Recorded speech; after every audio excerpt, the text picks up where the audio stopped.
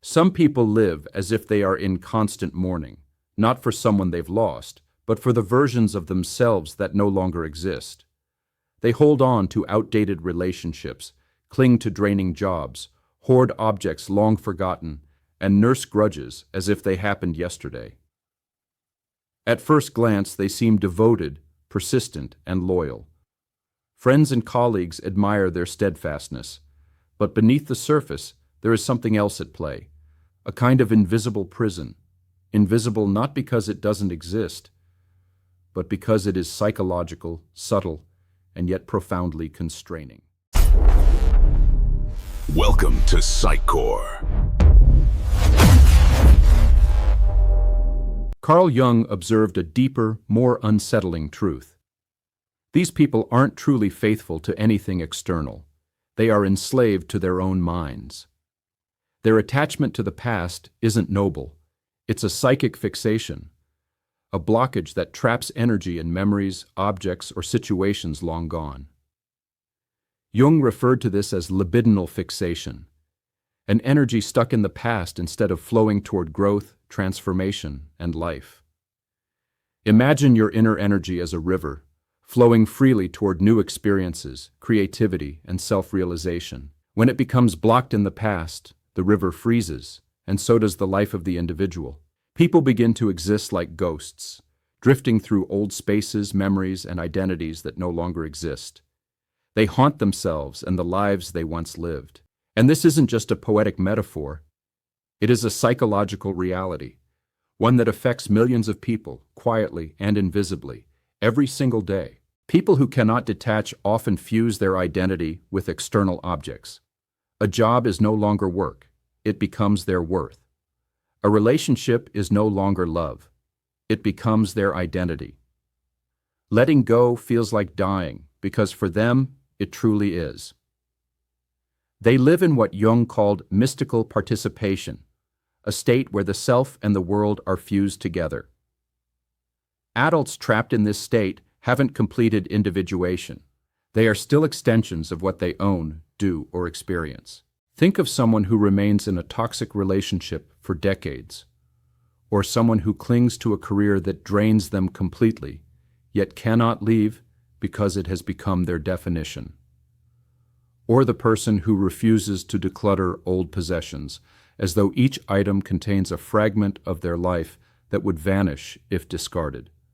At first, these behaviors may seem like loyalty, commitment, or sentimentality. But the truth is that the self has become dependent on these external anchors. Detachment would feel like erasure, and unconsciously, the mind will resist it at every turn. This invisible prison is what we're exploring today. Why do some people cling so tightly to the past? Why is attachment more than habit? It's a defense mechanism against inner emptiness. And most importantly, how can we break free? Because as long as you cling to who you were, you block who you can become. There is a type of suffering that doesn't scream. It hides in phrases like, "I just need more time," or "I can't imagine life without this." Jung recognized that behind these words lies not nostalgia, but identity fusion. People are trapped not by what they hold on to, but by how their sense of self has fused with it. A lost job, a failed relationship, or a forgotten memory isn't just missed. It's part of the ego itself. Letting go feels like annihilation because the ego is literally merged with external elements. This is a form of ego inflation, not arrogance, but an ego swollen with borrowed identities. By merging with the external, the ego becomes rigid, fragile, and defensive. What should be temporary becomes essential. What should be lived and released becomes the foundation of existence. And the fear of losing it triggers a silent, existential panic. The root of this fusion is often an underdeveloped self.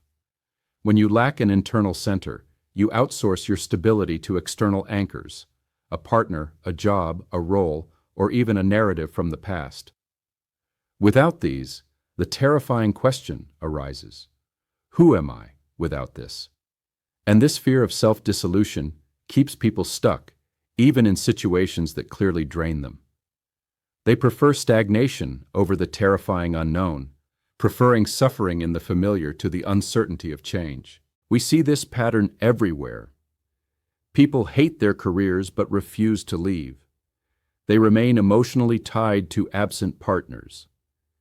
They live as if they are still stuck in moments long gone, unable to inhabit the present.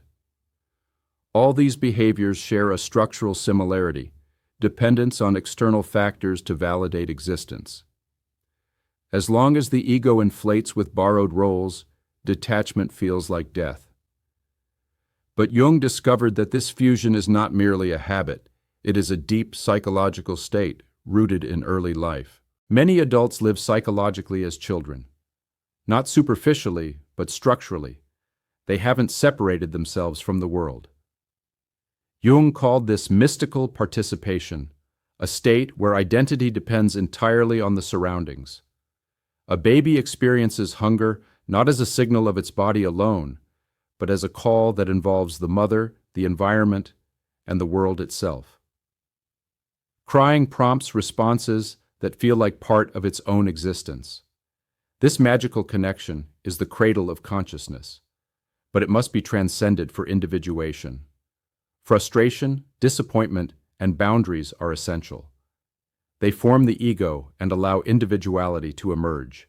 When this process is interrupted through trauma, neglect, abandonment, or overprotection, the ego never fully consolidates.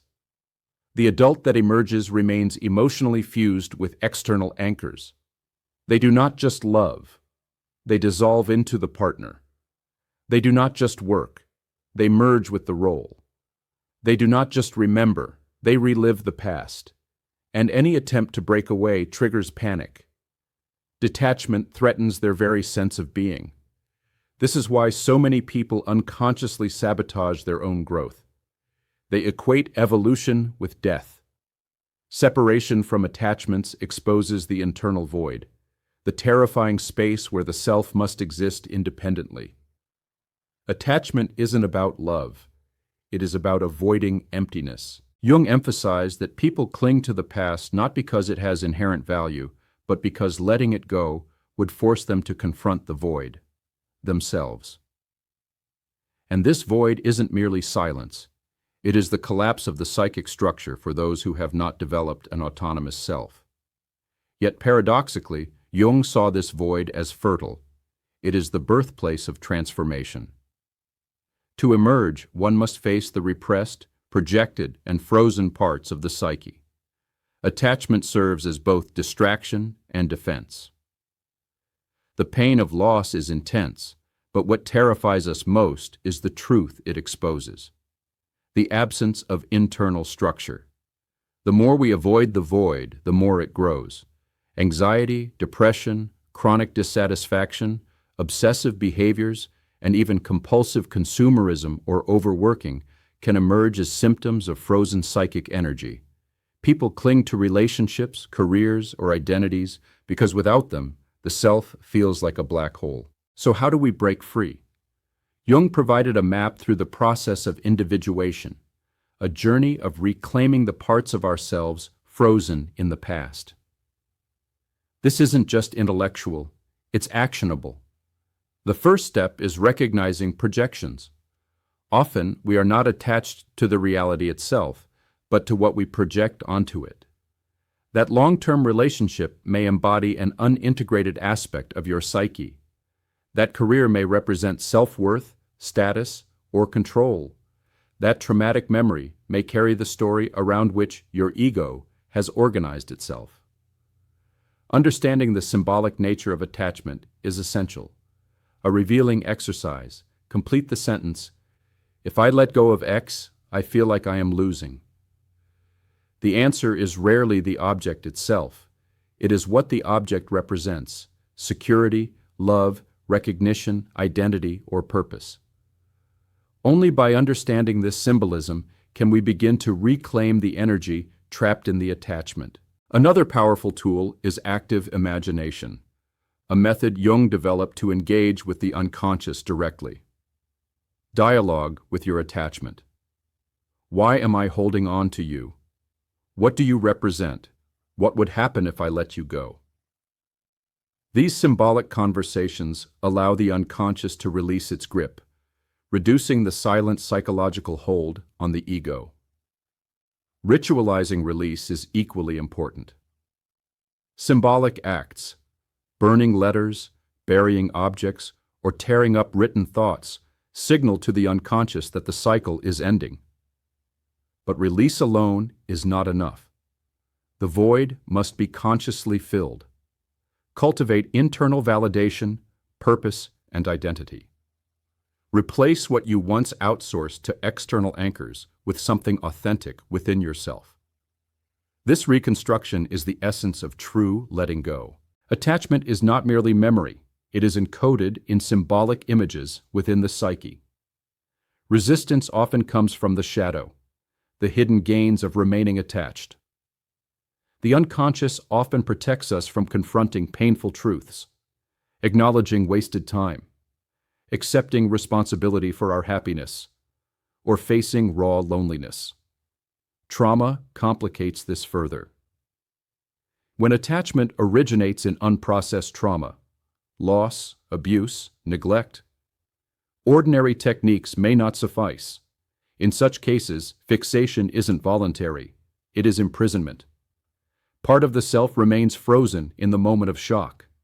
Healing requires specialized integration, sometimes with professional guidance, not just reflection or ritual. Jung viewed psychotherapy as a sacred space where this work could unfold, a place where the unconscious speaks, the shadow integrates, and broken parts recombine. Healing is not a return to the past. It is a rebirth into a more authentic, whole self. If you feel stuck, unable to release the past, remember, it isn't weakness. It may be trauma, unfinished psychic work, or deep fixation signaling for attention. Seeking help is not failure, it is readiness. It is the choice to stop merely surviving and start truly living. So ask yourself, what still anchors you to the past? What would it mean to face the void, to let go of old identities, old pain, and old roles? Reflect, journal, and share your insights in the comments. Your story might be the key someone else needed to hear. And if this video resonates, keep watching. The journey of transformation does not end here. There is more of yourself waiting to emerge, waiting for you to claim it.